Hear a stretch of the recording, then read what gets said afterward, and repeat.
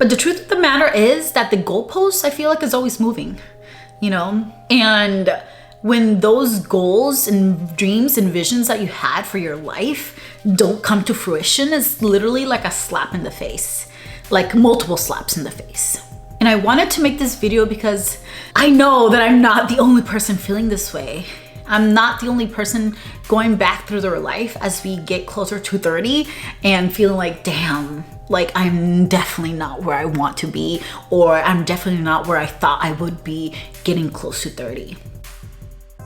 Hello, beautifuls. My name is Giselle, co-host of the Strong Sunflowers podcast and founder and CEO of the Create app, an app created specifically for content creators. Think Uber, but for content creators. If you have a birthday, a wedding, a baby shower, an event, if you're speaking somewhere, if you're an entrepreneur, a business owner, and you need someone to take content for you, whether it's just content with their phones or a photographer or a videographer, you can go on the app and find local content creators in your area to help you create and show up on social media. So if that's something that you're interested in, make sure that you follow us on Instagram. We should be launching in November, and I'm so excited for this project to share it with you guys. But today, let's talk about how I'm turning 29 in less than 2 months, baby. I'm almost 30, and I feel like I haven't accomplished nothing.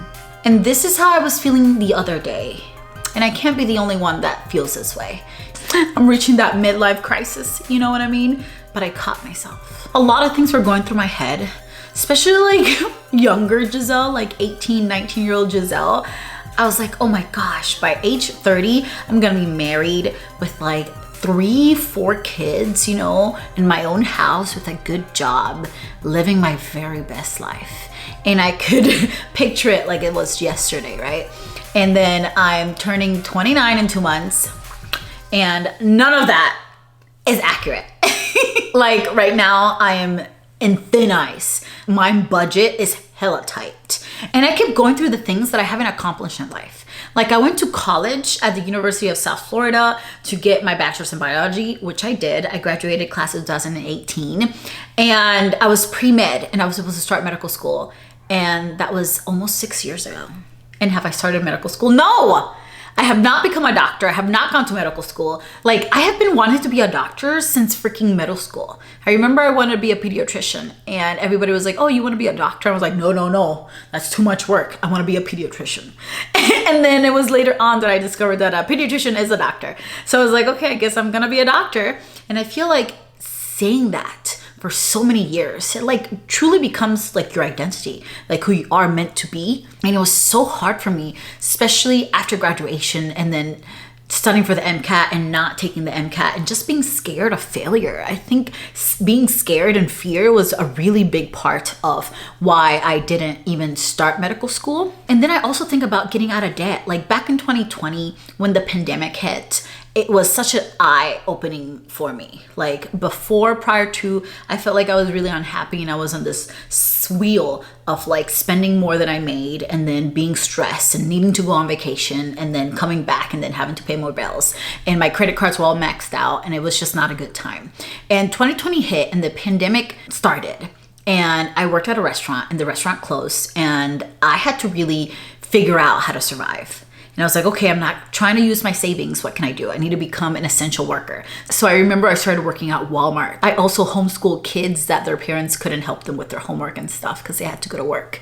And kid you not, that was the year that I made the most money. And funny enough, that was the first video I ever made on YouTube. It was about how I got out of debt. Like I paid over $15,000, like I think it was like $20,000 overall of debt. And I was so proud of myself, But I think I'm like 25 deep right now, $25,000 deep, plus my car at this moment, because I just started a business. So like I literally have $15 in my bank account. Yeah, like my money is literally, and it's just crazy going from like being out of debt, paying everything. Like it feels so good not to have a car payment. I paid off my car. I paid off everything. At one point, I had almost $50,000 in my savings. Like I was living the life. I was traveling. It was amazing. 10 out of 10. And then I decided to start this business and I'm just like, you're in so much debt. But again, when I found Dave Ramsey and talking about the debt-free community and getting out of debt, again, that starts to become your identity. And we always have this fear, right? It's like icky of being in debt. And it does not feel good at all. I feel like a failure, especially coming from a point where I had done all the work and I just feel like I'm in step one all over again. And then the big one, right? Getting married. I met my husband back at church. I grew up Mormon, part of the Church of Latter-day Saints. And we met when I was 19. He had just came from his mission. We got engaged after 5 months of dating. And then we got married at our 1-year anniversary in August. Sometimes it comes to my mind, and we would have been celebrating what? We got married in 2015 and right now it's 2024. So we would have celebrated 9 years of marriage, 9 years. And again, growing up religious and Mormon, that has a lot to do with like who you are as a person. And I was so excited. Like marriage was such a beautiful thing to me. Like I waited till marriage. I wanted to do everything with my partner. Like I really wanted to experience life with my person. And naive 19-year-old Giselle thought like, God sends you your person and you guys live happily ever after. It's like this fairy tale. And it wasn't, so I got divorced at 25. So it's like, I think of all these things and I'm like, failure. You continue to fail because divisions are not coming together as you had planned them. But the truth of the matter is that the goalpost, I feel like, is always moving, and when those goals and dreams and visions that you had for your life don't come to fruition, it's literally like a slap in the face, like multiple slaps in the face. And I wanted to make this video because I know that I'm not the only person feeling this way. I'm not the only person going back through their life as we get closer to 30 and feeling like, damn, like I'm definitely not where I want to be, or I'm definitely not where I thought I would be getting close to 30. But I want you guys to understand that life is all about perspective. So if you go back to those points that I brought up earlier from graduating college with my bachelor's in biology and then not going to medical school, like how did that help me now? Having a bachelor's in biology and actually loving the human body and what it does and learning has helped me tremendously in my life. Not only because I don't have health insurance, helping me be more in tune with my body and seeing the differences. And like when I diagnosed myself with PCOS, or at least symptoms of PCOS, and I was able to put myself on birth control and then my hormonal acne disappeared, or the time when COVID hit, and everybody had so many different emotions and so many different opinions of like, get vaccinated, don't get vaccinated. And I remember because of my knowledge, one of the very things that I said, keep it simple, stupid. What did you learn in immunology? I know that viruses are not trying to kill you. I know that viruses need you to reproduce and infect other people. So we just need to let it ride. Let your immune system do what it needs to do. And that's what helped me decide to, hey, okay, I'm not gonna get vaccinated. I'm not gonna do this. And I didn't have to depend on someone from Harvard or the government to tell me, because I worked in the ER. I worked as a scribe in the ER, and it was divided. 50% of the doctor were saying get vaccinated, and then 50% were saying don't. So I'm so thankful that I had that knowledge within myself of at least the basics to make a choice for myself. And not even just that, even the people that I get to associate myself with. Like there was a dishwasher at my other job, and he suffered from diabetes. And a lot of the times he would go to the doctor, but because the doctor didn't know English, like he really didn't know what was going on. He's like, hey, I'm taking my insulin, but my blood sugars are like through the roofs. So I was able to explain to him how he should be taking his insulin. It's like you should take your insulin 30 minutes before you eat, not after you eat, because you're trying to come back that peak of what the food is going to do to your insulin levels. But just things like that, like helping people navigate, learn more about their bodies. And also when it comes to mental health, how everything is connected with our hormones, what affects our hormones, sleep deprivation, our foods, the diet, right? And also like the way that we talk to ourselves, like our mind is so powerful. So it's been really fun to like mix all those things together and have like the spiritual and the medical. And then we go to me getting out of debt and how amazing that felt to put in that hard work. But then I think like 2 years ago, yes, this idiot like rear-ended me and my car was like a total loss, and I had just paid it like a year before.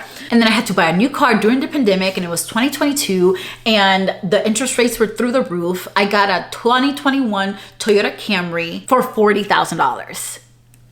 Yeah, 40, baby, 40.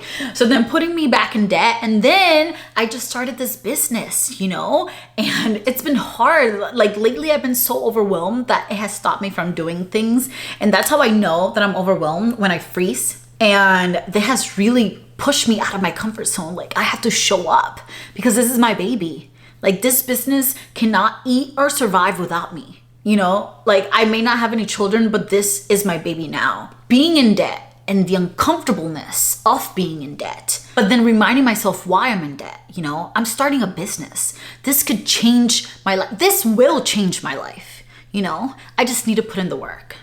I need to learn. I need to show up. And this has definitely pushed me into new growths. And then last but not least, my marriage, you know, me choosing to divorce my ex-husband was one of, if not the hardest thing that I have ever done. The hardest thing of having to choose myself, choosing me. From that divorce, I have learned who I am. What do I stand for? What values do I want? I have grown so much as a person that I can't even remember the Giselle from back in those times. Like I am so aware and I have so much self-love, and I continue to grow. Like exponentially every time, every day it's something new, and I'm so thankful. I would have never been able to do that if I would have stayed in a place that I knew that I shouldn't have been in. And I say all that to say that even though my life is not what I envisioned 10 years ago, my life has been so freaking good. I can sit here and complain about the parts that didn't work out of what I wanted it to be, but at the end of the day, I can't truly believe that everything happens for a reason and then not wait for the reason. You know, even when I think about medical school, like even if I started medical school right after graduating college, like my marriage wasn't stable. That was not where I was supposed to be. So my marriage would have disintegrated, and as well as my medical career, I would have had to go through a divorce in such a hard part of my life in medical school. That's hard. Medical school is hard on its own. You know, I wouldn't have made it. I'm telling you right now, I know this. So everything does happen for a reason, and we have to be open to the reason, you know? I am open to whatever the universe wants for me. I only want what wants me. So I challenge you guys to write down all your failures where you feel like you have fallen short, and then write down how it has become a life lesson. I know there's so much to learn in this little life that we have, but remember that it's all about perspective. You deserve the world, even if you have to give it to yourself. And everything that we do is just a new opportunity to grow. I love you guys, and I'll catch you in the next video. Ciao.